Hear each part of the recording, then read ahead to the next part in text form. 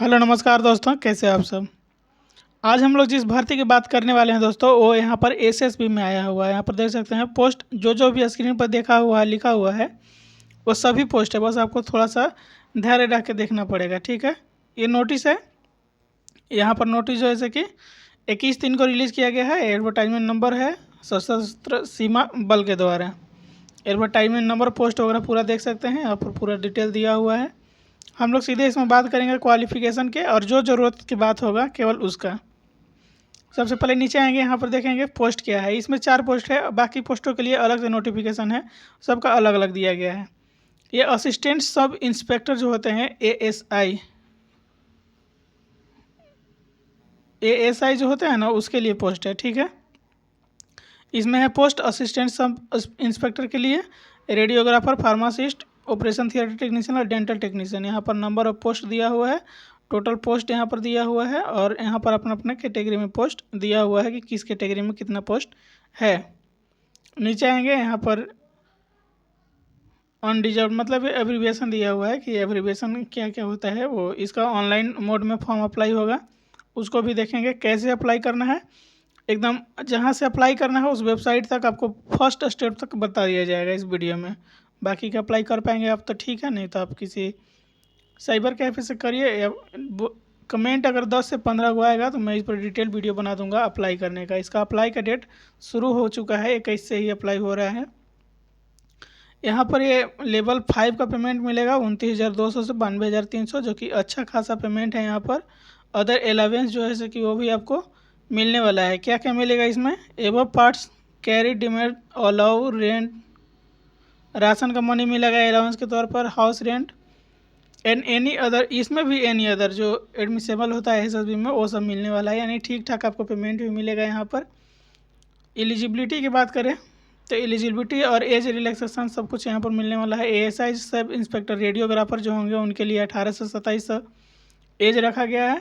12वीं पास होना चाहिए और डिप्लोमा होना चाहिए कम से कम 2 साल के रेडियो में, ठीक है, किसी भी इंस्टीट्यूट से। प्लस में ये पहला हो गया, दूसरा हो गया, तीसरा में एक्सपीरियंस मांगा जा रहा है मिनिमम 1 ईयर का रेडियोलॉजी के इमेजिंग अंडर। बेड का हॉस्पिटल दिया जा रहा है, कितने बेड का? 100 बेड का। यार यही तो लफड़ा है सभी में। 100 बेड के हॉस्पिटल जो होगा ना, वहाँ से आपको एक्सपीरियंस मांगा जा रहा है, कहीं भी रिकॉग्नाइज होगा तब भी, या सेंट्रल गवर्नमेंट या स्टेट गवर्नमेंट का होगा तब भी, ठीक है। मतलब प्राइवेट भी चलेगा, कोई ज़रूरी नहीं कि सरकारी ही, लेकिन आपको रिकॉग्नाइज होना चाहिए, रजिस्ट्रेशन हुआ होना चाहिए, सब कुछ उसका फॉर्मेट तैयार होना चाहिए, कागज़ पत्तर सब कुछ रेडी रहना चाहिए। ना कि कहीं से भी बनवा के दे दीजिएगा ना, तो फाइनल होने के बाद भी कभी कभी छटने का चांस रहता है, एक्सपीरियंस सर्टिफिकेट नहीं सही होने के कारण। असिस्टेंट सब इंस्पेक्टर फार्मासिस्ट में भी आपको 12 मांगा जा रहा है, प्लस में 2 साल का डिप्लोमा, और रजिस्ट्रेशन आपको होना चाहिए फार्मासिस्ट का जो काउंसिल बना है उससे। इसमें भी एक्सपीरियंस आपको मांगा जा रहा है 1 ईयर का, और मिनिमम 100 बेड का हॉस्पिटल होना चाहिए इसमें भी आपको, ठीक है। नीचे आएंगे, यहाँ पर इसमें भी आपको मतलब जो डिप्लोमा किए हैं ना, डिप्लोमा कोर्स वाले भर सकते हैं, चाहे वो ऑपरेशन थिएटर टेक्नीशियन किए हों या डेंटल टेक्नीशियन हो, किसी में भी, ठीक है। यहाँ the closing date of the receipt of application 30 day दिया गया है कि आपको मतलब 21 से ऑनलाइन हो रहा है ना, तो 31/4 तक आपको डेट दिया जाएगा अप्लाई करने का, 31/4/26 तक, ठीक है। 30 दिन के अंदर आपको अप्लाई कर देना होगा। बाकी यहाँ पर और भी चीज़ें हैं जो देखने लायक हैं। SC ST जो हैं उनको एज रिलैक्सेशन 5 साल मिलेगा, OBC जो है 3 साल, एक सर्विसमैन को 3 साल after deduction of military service. Age relaxation हो गया। एग्ज़ाम सेंटर तो पूरे इंडिया में होगा, इसके लिए कोई ये नहीं है, क्योंकि ये पूरी ऑल इंडिया का सेंट्रल लेवल का वैकेंसी है, तो एग्ज़ाम सेंटर भी पूरे इंडिया में ही दिया जाएगा। और ये नेशनल लेवल का वैकेंसी है, तो जो OBC हैं वो NCA लगाएंगे ना, वो भारत सरकार वाला लगाएंगे, भारत सरकार वाला, ये ना कि किसी स्टेट वाला नहीं, क्योंकि ये नेशनल लेवल का है, इसीलिए। बाकी जो डिफेंस से रिलेटेड आपको कोई होता है वो नीचे है, यहाँ पर देख लेते हैं उसके लिए भी। और ये सभी जो भी पोस्ट दिया हुआ है ना, सभी पोस्ट के लिए सब है, केवल आपको क्वालिफिकेशन अलग अलग दिया हुआ रहेगा। अब देख लेते हैं एग्जामिनेशन फ़ी।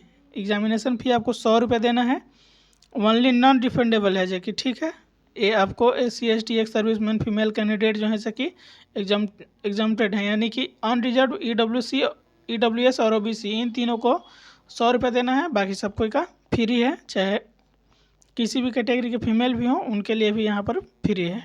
अप्लाई कैसे करना है, ये वेबसाइट है इसका, यहीं से जाके आपको अप्लाई करना है। आपको बताया गया है कि फर्स्ट स्टेप जो होगा अप्लाई का वो आपको बता दिया जाएगा।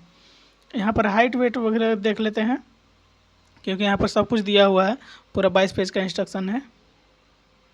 यहाँ कैटेगरी वाइज दिया हुआ है, जैसे मिनिमम हाइट और chest all candidate except those mention below, except those mention below मतलब अनरिजर्व या EWS और शेड्यूल कास्ट, बैकवर्ड कास्ट, इन सबको छोड़ के जो मेंशन किया हुआ उनको, बाकी सबको यहाँ पर मेल के लिए 165, फीमेल के लिए 155 और चेस्ट में लिए मेल के 75 से 80 है और फीमेल के लिए नॉट एप्लीकेबल है। Minimum higher chest of the candidate belonging to the schedule tribe, ये अलग अलग दिया हुआ है category for the all states जो होते हैं, मतलब ये ST के लिए दिया गया है कि 160 सेंटीमीटर होना चाहिए, 148 सेंटीमीटर होना चाहिए। उसी तरह जो है जैसे कि अरुणाचल प्रदेश, नागालैंड, मिजोरम, इन सब के लिए अलग से दिया हुआ है कि आपको कितना कितना होना चाहिए। आप जहाँ भी जिस भी कैटेगरी से बिलोंग करते हैं वो अपना देख लेंगे इसमें, ठीक है। पूरा डिटेल्स दिया हुआ है, बाकी यहाँ पर है नहीं कुछ। यहाँ पर पार्ट 1 और पार्ट 2 में एग्ज़ाम होगा आपको कंप्यूटर बेस्ड CBT, ठीक है। पार्ट 1 जो होगा 50 मार्क्स का और पार्ट 2 जो होगा 100 मार्क्स का। पार्ट 1 में आपको ये सब क्वेश्चन पूछा जाएगा और पार्ट 2 में टेक्निकल सब्जेक्ट यानी जो भी आपका कोर्स है उसी से रिलेटेड आपको पूछा जाएगा, ठीक है। प्रत्येक क्वेश्चन 1 नंबर का रहेगा। यहाँ पर देख सकते हैं 150 मार्क्स का 150 मल्टीपल क्वेश्चन भी रहेगा, यानी ये क्वेश्चन 1 मार्क्स का रहेगा। आपको 3 घंटा का टाइम भी दिया जाएगा, एक ही बार में एग्ज़ाम होगा। इसमें नेगेटिव भी रहेगा। यहाँ पर पासिंग मार्क्स जो है कि जनरल EWS और OBC और एक सर्विसमैन 50% और फॉर SC/ST जो होते हैं उनको 45% पासिंग मार्क्स चाहिए, ठीक है। बाकी डॉक्यूमेंट वेरिफिकेशन होगा और यहाँ पर कुछ दिया हुआ है कि SC/ST should submit prescribe for form by issue concern district authorised at the, ये भी आपको देखना जरूरी है कि जिस फॉर्म में मांग रहा है ना उसी फॉर्म में SC/ST का सर्टिफिकेट, चाहे जो भी कैटेगरी से बिलोंग करते हैं उसका सर्टिफिकेट दीजिएगा, नहीं तो बाद में कैटेगरी सर्टिफिकेट के लिए भी छांट देता है। आपको फाइनल होने के बाद मेरिट या डॉक्यूमेंट वेरिफिकेशन में आपको पास मतलब जिस हिसाब से ये दिया हुआ है अगर उस तरह का नहीं रहेगा तो छांट दिया जाएगा। ये सब कुछ का हो गया, ये 3-4 पोस्ट का हो गया। आप देख लेते हैं असिस्टेंट नर्स का और भी जो पोस्ट है उन सब का। ये यहाँ पर स्टाफ नर्स का है, 21 दिन का रिलीज हुआ है। पहले जो वीडियो देखे हैं सबका उसी तरह है, मतलब बाकी खाली यहाँ पर क्वालिफिकेशन अलग चेंज हुआ है। यहाँ पर स्टाफ नर्स के सब इंस्पेक्टर ही है और उसमें ASI था, ASI इसमें सब इंस्पेक्टर है, सब इंस्पेक्टर पॉइनर है और कम्युनिकेशन का भी है। सब स्टाफ जो है नर्स है उसके ऑन रिजर्व में 7 हैं और टोटल 10 सीट हैं। यहाँ पर अलग कैटेगरी वाइज आपको सीट का दिया हुआ है, अपना देख लीजिएगा। बाकी का सब कुछ वैसे ही रहेगा। इसमें पे लेवल आपको बढ़ गया है, पे लेवल उसमें 5 था, मतलब फार्मासिस्ट वालों और OT वालों को, इसमें लेवल 6 का पेमेंट आपको मिलेगा। बाकी क्वालिफिकेशन की बात करें तो GNM वाले जो हैं वो भी अप्लीकेबल हैं, 12 पास होना चाहिए और डिप्लोमा जो किए हैं GNM 3 साल के उन लोग अप्लीकेबल हैं। और यहाँ पर रजिस्ट्रेशन तो होना ही चाहिए। इसमें दिया हुआ है ना कि साफ जो GNM किए हैं ना वो लोग अप्लीकेबल हैं। इससे पहले जो होता था 3 साल के GNM किए हैं वो भी अप्लीकेबल हैं, उसके बीच में 3.5 साल का कर दिया गया था वो भी अप्लीकेबल हैं, और बाद में GNM प्लस में इंटर्नशिप जो किए हैं वो लोग भी अप्लीकेबल हैं। यहाँ पर नो एक्सपीरियंस मांगा जा रहा है, कोई एक्सपीरियंस नहीं है, ठीक है। बाकी सब कुछ वैसे ही, इसमें भी आपको 100 रुपया पेमेंट भी मिलेगा और यहाँ पर जो एज रिलैक्सेशन है वो आपको सेंट्रल गवर्नमेंट के हिसाब से आपको मिलेगा, यहाँ पर 5 साल और 3 साल, ठीक है। जो अगला है यहाँ पर वो ये सेम डेट के निकला है और सेम यहाँ पर अप्लाई करने का भी डेट है।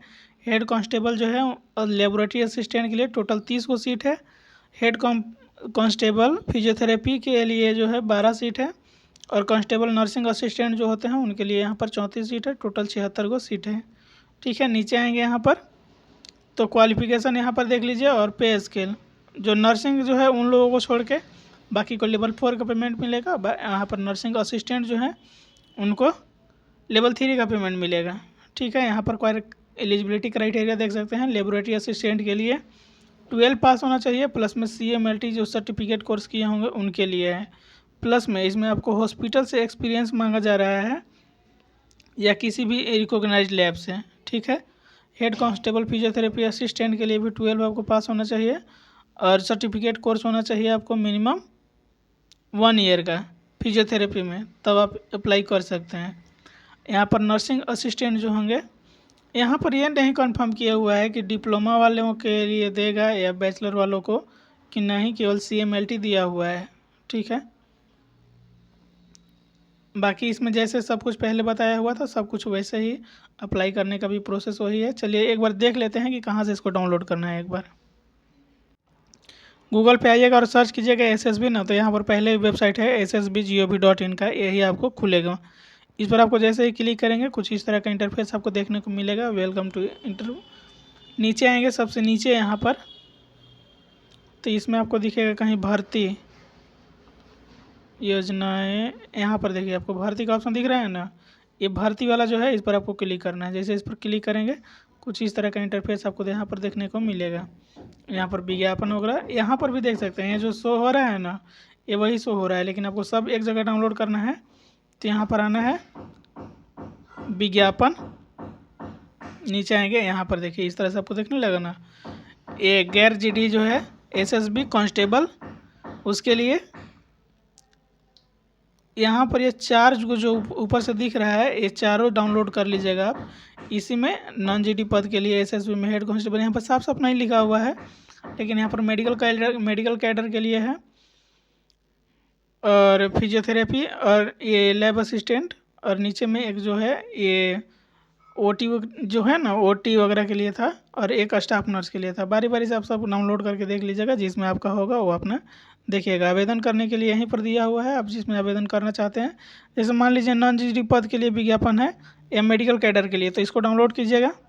देखिए यहाँ पर डाउनलोड हो जाएगा, यहाँ से इस तरह के आप ये नोटिफिकेशन देख सकते हैं। फिर अप्लाई करने के लिए बैक आएंगे, यहीं से आप आवेदन भी कर सकते हैं। यहाँ पर आपको लास्ट डेट भी दिया गया है कि बंद कब होगा और अप्लाई से कब होने का शुरू किया गया है। आवेदन करने के लिए इस पर क्लिक और यहाँ पर नीचे आएंगे ये अप्लाई वाला पर अप्लाई कर सकते हैं जा कर के, ठीक है। यहाँ पर रजिस्ट्रेशन वगैरह अपना किए होंगे तो करिएगा, भरिएगा फॉर्म।